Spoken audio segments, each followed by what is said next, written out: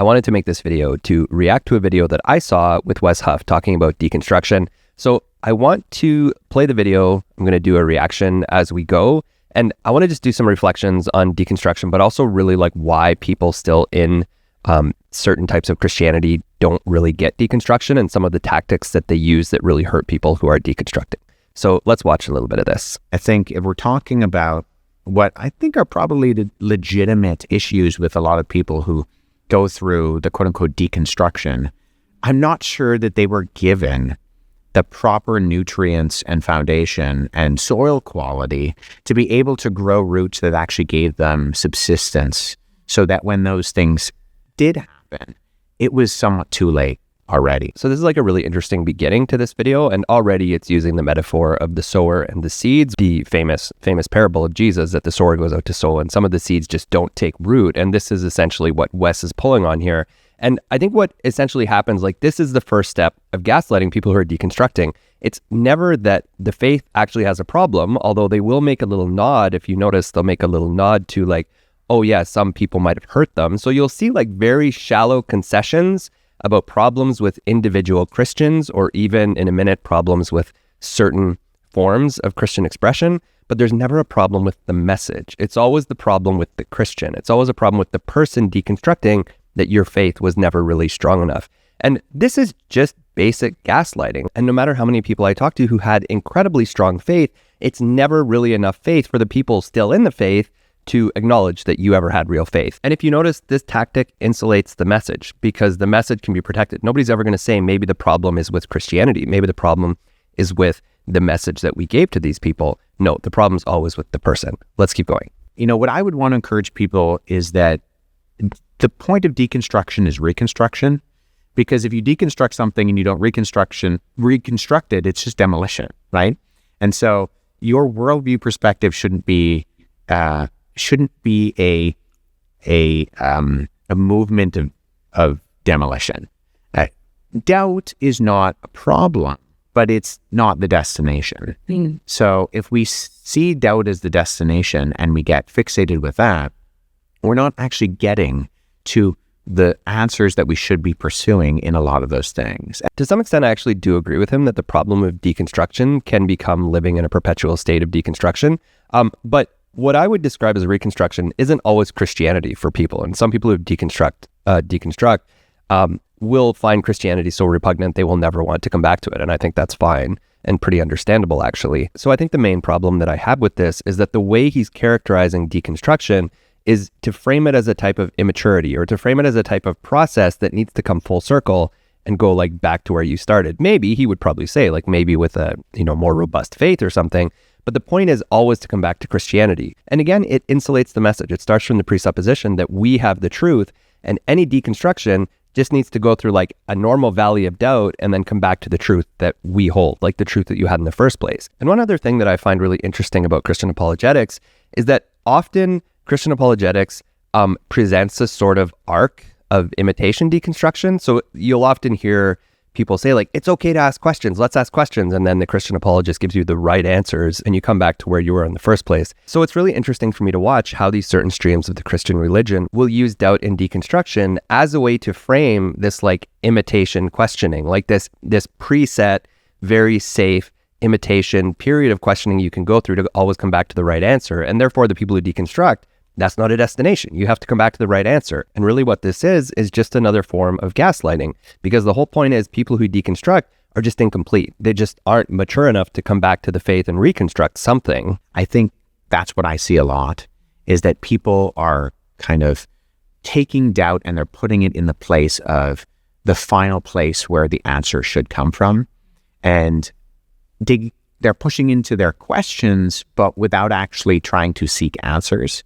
And in that sense, a lot of people become cynics rather than skeptics. This is absolutely a repugnant argument because deconstructors don't want to deconstruct. Like overwhelmingly, the people I see who deconstruct never intended to deconstruct. They didn't seek to deconstruct. They're not trying to be doubters. They're not trying to be skeptics. Fundamentally, most of them were pushed to deconstruction by the complete nonsense of the Christian tradition that they were given. And in some cases, like for me, that was the biblical inerrancy problem and realizing the problems with the Bible. And as a result, realizing the disgusting views of the evangelical fundamentalist world I was raised in about like original sin and sexuality, purity, like all of these things, the end times, all of these things that do have real implications on how you live your life. So I find it ridiculously insulting, especially from a Christian apologist, to look at people who have left a tradition that is deeply, deeply broken and also really does hurt people. And we could talk about that too. But it doesn't just hurt people because of a few bad apple Christians. I need to say this. It hurts people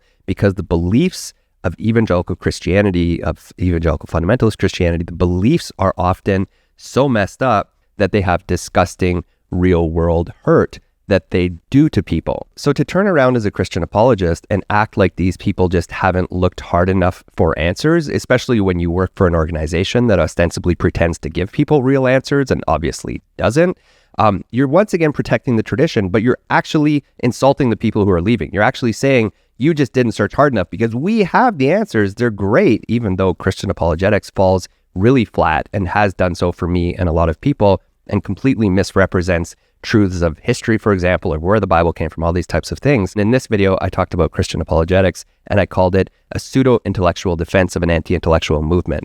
And I explain why in that video if you want to watch it. But fundamentally, to look at people deconstructing and saying you just didn't search hard enough for answers, that's really insulting. And I'm all for people coming back to Christianity for that matter, but to look at people who deconstruct and just paint them as intellectually flawed, as not having gone far enough, as not having looked for the answers, or worse, painting them as being deliberately skeptical, deliberately antagonistic to the truth, it is horrible. That's a horrible thing to say to people. Because I'm, to some degree, I'm a skeptic. I will reserve judgment on a particular topic until I feel like I have sufficient answers for any said topic.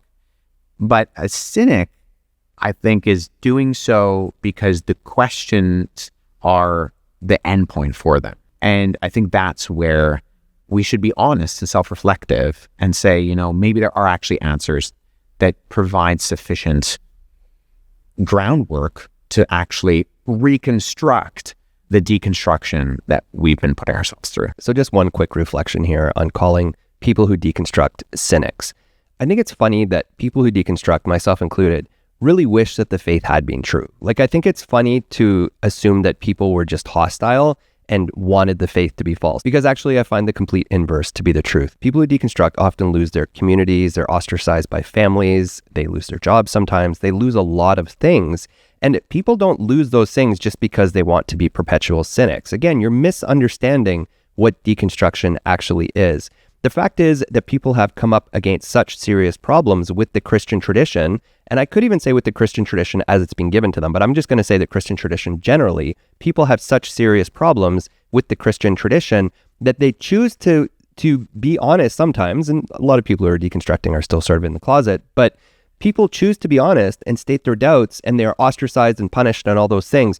You don't do that just because you want to be a cynic. You don't do that just because you have like a certain slant that's pre-oriented to doubt or something. That's ridiculous. Like, people lose a lot when they deconstruct. Christian communities are horrible to people who deconstruct.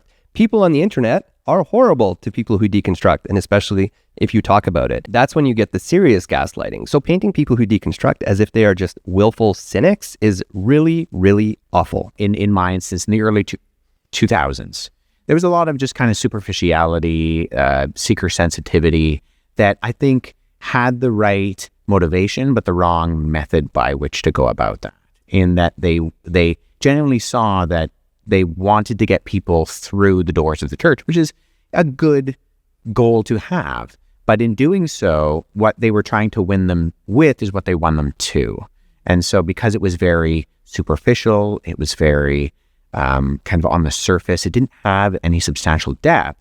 When the winds and the rains of trial and suffering, hurt did eventually come, there was no root system to be able to ground them. So here Wes is laying the blame for deconstruction with a certain type of Christian seeker-sensitive church that got really popular in the early 2000s. And the point was like, oh, you have to be open and help like non-church people come into church. And I think what he's arguing here is that essentially that was so watered down that people never got real rooting in the Christian tradition.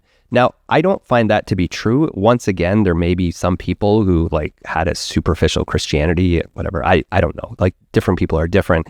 I was raised in the 90s, so a decade before this happened, in a deeply intense millenarian Plymouth Brethren movement that obsessed over like knowing a lot about doctrine and about the Bible and about the very specific dispensations that they believed that God had worked out in human history. I am actually with Wes that seeker-sensitive Christianity of the early 2000s was garbage. I do agree with that because fundamentally it's like trying to trick people into church. Look how fun it is. Look how easy it is to get here. But at the same time, to place the blame for deconstruction at the foot of that movement is just silly because I engage with people who deconstruct all the time, and they're anywhere from 20 years old to 90 years old. It is entire 20th century Christianity that people are deconstructing, not just one little flash in like church growth strategies that may have impacted some people. But once again, what do you see here? You see gaslighting again. It's your fault. You deconstructed. Your roots weren't deep enough. And I think the irony is that when I look at people who deconstruct, I see a lot of people who have done more examination and more evaluation and have deeper roots in the Christian tradition than anything else. I find that the people who are sort of superficially attached to Christianity, like that's not a real category, but those types of people aren't the ones who deconstruct. The people who deconstruct tend to be the ones who take it really, really seriously. They never want to stop exploring Christianity. They're sold out for Jesus. They, like me, was at the church every time the door opened, and I was in ministry for a decade. People who deconstruct are not just half-formed Christians. They are usually some of the most serious, like intentional, like, can I say Christ followers that there ever have been. And they come face to face with the fact that there are serious problems with either the Christian message directly or with the implications of Christianity, and maybe especially 20th century Christianity, like things like the rapture, purity culture, some of those types of things. But really, these are not the people who just didn't care that much. Often deconstructors were the most serious people. So once again, you have a Christian apologist who completely doesn't understand what deconstruction is. It turns into gaslighting the people who have left. It comes to blaming them, maybe a little bit of blaming the Christian movement, but you will never actually acknowledge that there are serious problems with Christianity. You'll never actually acknowledge that those people had real, genuine concerns.